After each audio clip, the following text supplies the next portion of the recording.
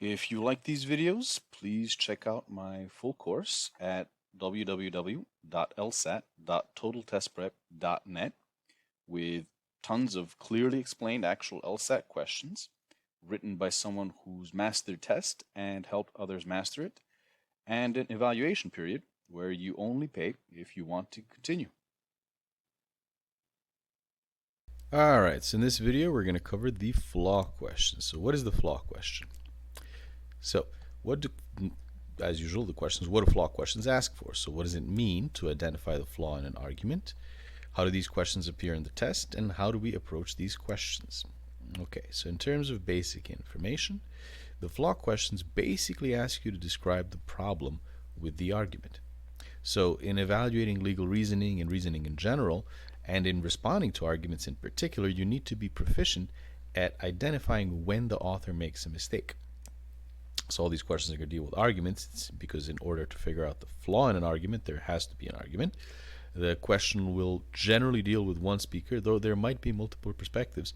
And if there is a second speaker, in general, it's their response which is flawed. Answer choices will be a true description of the mistake which the author makes. And these are actually similar to weakened questions, but here the answer choices are descriptions of problems as opposed to new information that creates a problem in the weakened question. Here it's just a description of what it is that the author does wrong. Okay, so in terms of the basic approach, you need to evaluate the argument and identify what the author does but shouldn't do, or fails to do but should do, but needs to do, something that they don't do but they need to do, or something that they definitely shouldn't do but they do.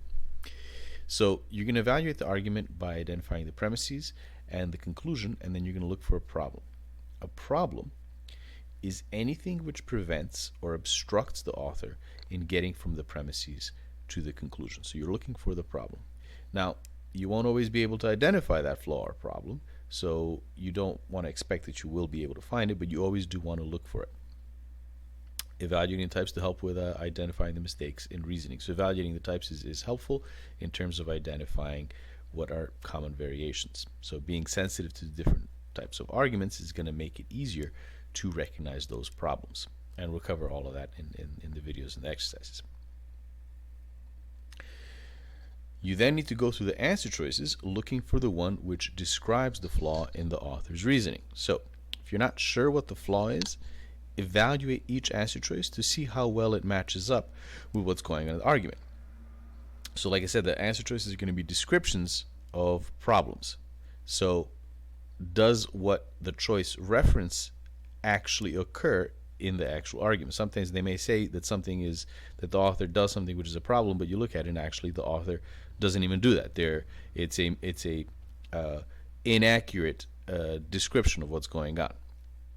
But if it does occur, if they are accurate in terms of what it is that the author does, is it relevant? Is it actually a problem? So the choice might actually say what it is that the author does, but that might not be a flaw. That might not be a problem. So those are the two things you want to be on the lookout for when you're looking at the choices.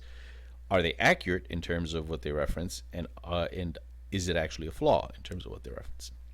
Now, the correct choice will accurately describe what the author mistakenly does, or what they fail to do, what they need to but they don't. And so the choice actually accurately describes what the author does, and it's a problem, meaning what the author does.